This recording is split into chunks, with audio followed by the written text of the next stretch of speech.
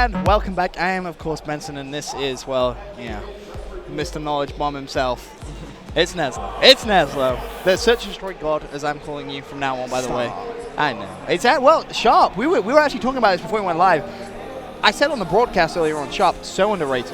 So underrated, but yet consistently drops like, look at his bullet play. How does someone get that many caps in a game? Like, that just should never happen. Search and Destroy consistently going top. I mean, do you reckon it's just the Infinity Ward game? Does that just suit his style? Or? I mean, he's not even fond of this game, to be honest. Really? Yeah, he doesn't like playing this game too much. But and he's going big. Yeah, he went very big against Epsilon. That's just being a veteran player, dude. Just drawing on experience? Yes. He just in situations like that, when somebody needs to make a play, it's always Sharp. So how is that for you, teaming with him? It relieves a lot of pressure off you. And then, like, you expect to go big yourself, and then you see your teammates go big. Theory gets a 4-piece in Search. And then Sharp, Sharp in Theory clutch a 2v4. It just makes things easier. Yeah, kind of a bit of a... It's like, oh, you just did that, now it's my turn. That's kind of how it is. That's kind of cool. That's kind of cool. I mean, how much have you actually learned from Sharp, in essence, since you've been teaming? Because you've been teaming him now for what? I mean, that's a long time you've been teaming with Sharp right now. I've been teaming with the old VWS squad since after Anaheim, so... That's a long time, It's like really. 5 months, maybe. That's a while. So, like, what have you really, like, learned? Like, how much experience have you... It's habits. Really? Yeah, For example... It's in-game habits, like when to play aggressive, when not to play aggressive, when to be calm, and, like, we lose a map, we just wipe it off. We literally don't even talk about it. See, that's something I think a lot of up-and-coming teams, they need to, not learn, but it's having that experience that they can kind of draw on. So, like, you can just basically say, oh, no, don't even worry about it. It's all good. It's all good. I mean, like, some teams will lose a map, and they'll have that cloud in the back of their head. See, that's me. That's me. I lose a game, I freak out. I mean, look at FaZe. FaZe looked dead after they were down 2-0. Didn't look good. Yeah, but, like, Sharp, you have faith in them. It's like, it doesn't matter we just lost that map. We got the next map. We got Sharp.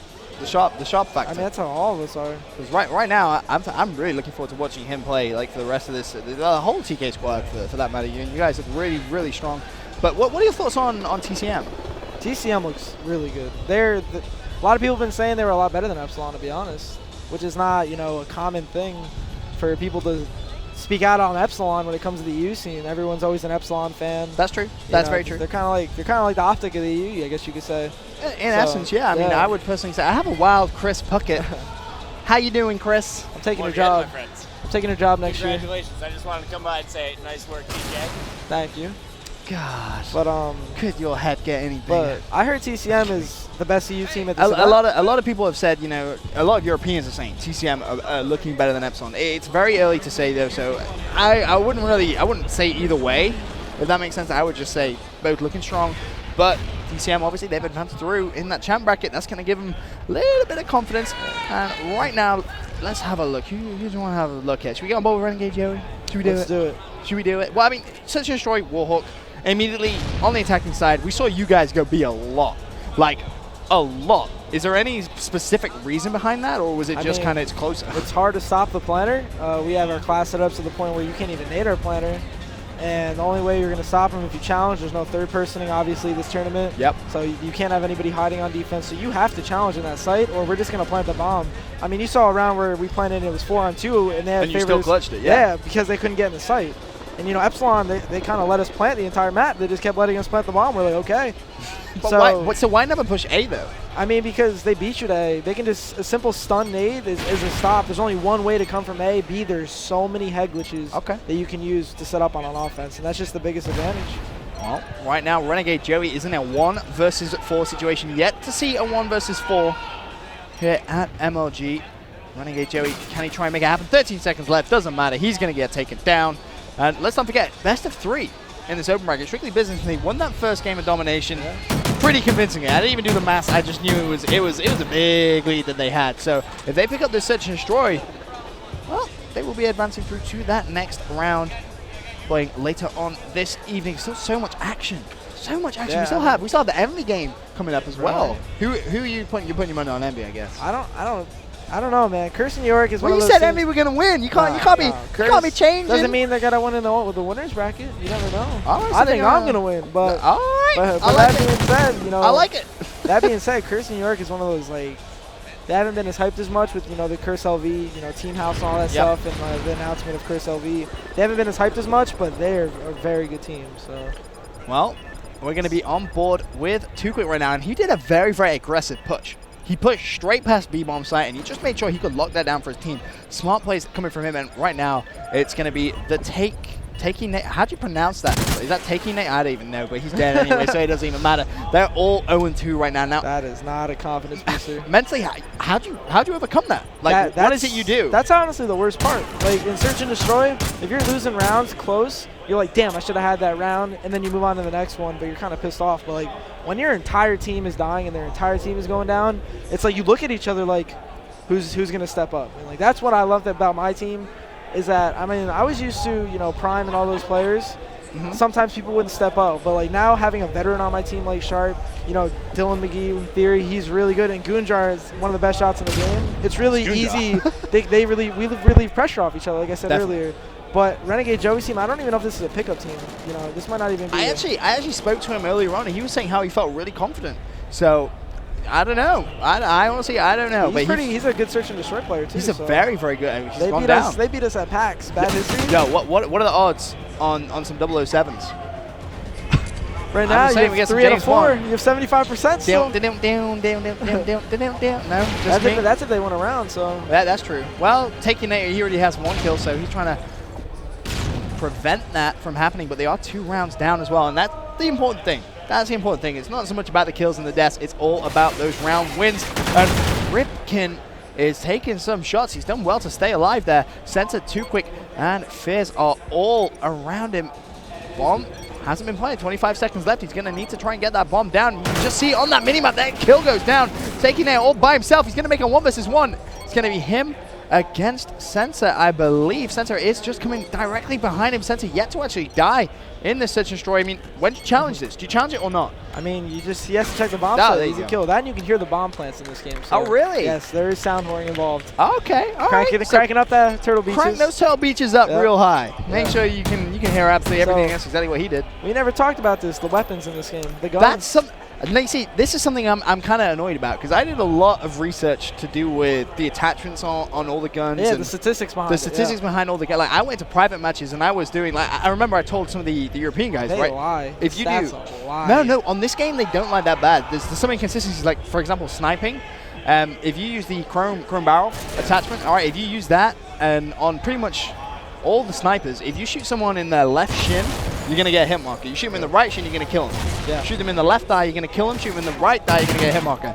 It's sensitive body parts. It's some cool stuff, you know. It's like some Iron Man stuff going on. There is a very large gun variety in this game. Right now, we haven't really, you know, experienced what the best guns are. It's all opinion right now. Maybe it'll be opinion the entire season. We don't know. This is the first event. Absolutely. You know, guns work differently on land. I know statistically, the TAR is the best submachine gun in the game. Statistically, really? Yes, like public match statistics, the TAR is the most consistent best sub. Interesting. But I rock that Vector Red Dot. That I noticed you running that Red Vector. I was like, okay, you're going in with that. And then the ARs, you know, people are rocking SC 2010 because of fire rate. The Remington.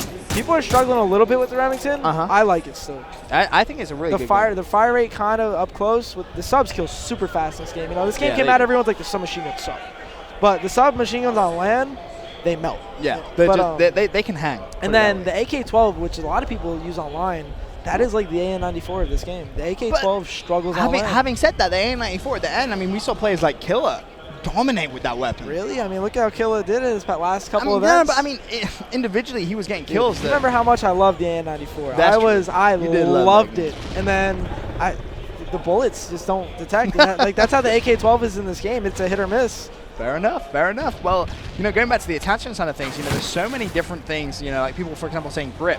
Grip, to me, you know, statistically and everything that works out, it works. It actually does work on this game, because a lot of people, you know, previously have said, oh, it's a placebo effect, it doesn't actually do anything. It genuinely does. And I tested it with LMGs, you know, it just hip firing accuracy, and you could see that the big effect that grip actually has. But right now, back in this game, it's going to be 3 rounds to 1 in favor of Strictly Business Gaming, and it's going to be Fears in a 1 versus 2, going up against Ripken and Jump.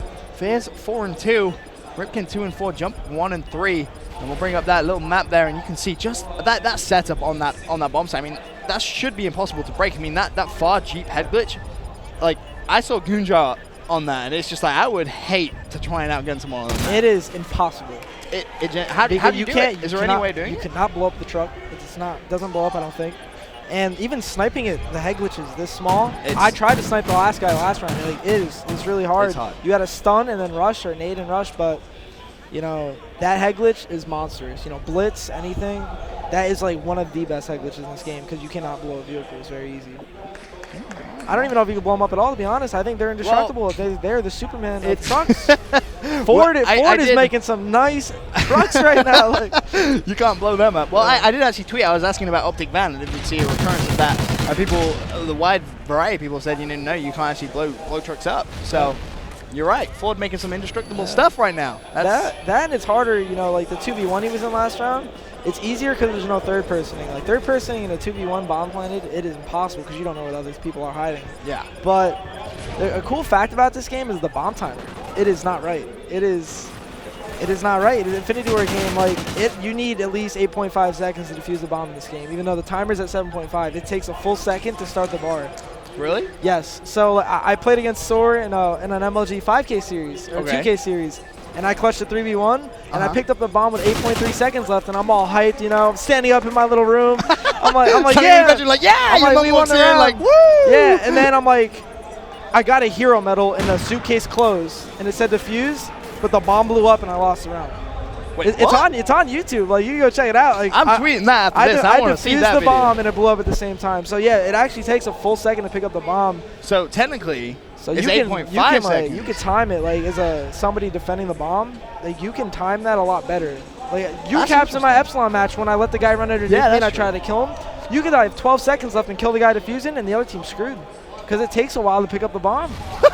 Bomb's really heavy. You know, you need to be making sure you go into the gym. You gotta get a hench for this game. That's pretty much the story there. But right now, it is gonna be Strictly Business Gaming with a 4-2 round advantage. Too Quick playing quite well. 7-5, I think it's fair to say. No 007s. I know, right? James what happened Bond to that? No retired. appearance of James Bond. No Daniel Cragen. There was three of them ready for it, and no one's decided they want to finish. I mean, no one wants to go 007. No, I think have I ever seen you go 007? I don't know. I don't think so. I remember Sharp did it. Sharp did it. I did not let him forget that. I was like, yo, what's up, Daniel? He was like, what? I was like, Daniel Craig, I see you. I could say he made up for it today. So. Nah, he definitely has. That was a rematch against Epsilon. It was as well. Yeah. So you're actually now one apiece, technically. Other different game. So, can't really. Strictly Business is literally like, they're impressive, you know. They are. Too Quick. Every time I see Too Quick play, I don't know. I love his play style. Every time I see him play, I always I just root for him because I just know he can. He's one of those players that just at this switch. He's really good. You know, I actually wanted to pick him up for Prime in Black Ops 2 when I started. Well, yeah, when my whole Prime roster disbanded, me and Too Quick were gonna team until VVV hit me up. But yeah, like Too Quick's one of those people. Like I see everything in this dude. Like if this dude cares and he's dedicated like he is in this game, he's really good. Especially in an Infinity War game, he's in his comfort zone.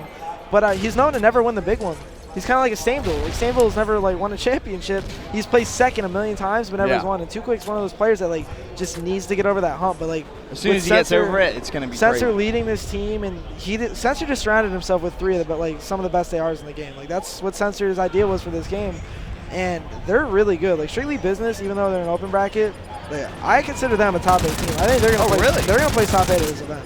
Wow. Like they've been grinding, and I mean we've scrimmed them and we've got our muscle. Like they're domination, they are geniuses, and they took it right here. They did exactly that in Search and Destroy. Too Quick ending 10-5. I said watch out for him at the start of this game. He's not even an S&D player, and he's going 10-5. This is his worst game type. That just shows you. I'm really curious. So would you say these guys are going to come out of open comfortably? Depending, I don't know if they're going to win against a championship bracket team. I don't know who they're going to play. I don't know the brackets, but they're definitely going to make it out. It would be a huge disappointment and upset if they don't make it out. Interesting. S&D will be their kryptonite if they don't, but if they do, if they win some S&Ds, they can win the event. Wow. That is some confidence right there. They're really good. All right, well, you heard it from this man himself, playing for one of the best teams in the world right now, it's fair to say. Watch out for TK. They had a fantastic first game, knocked out my European brothers, which I'm not too happy about, but hey, can't complain. It was a fantastic game to watch. Thank you very much for joining me.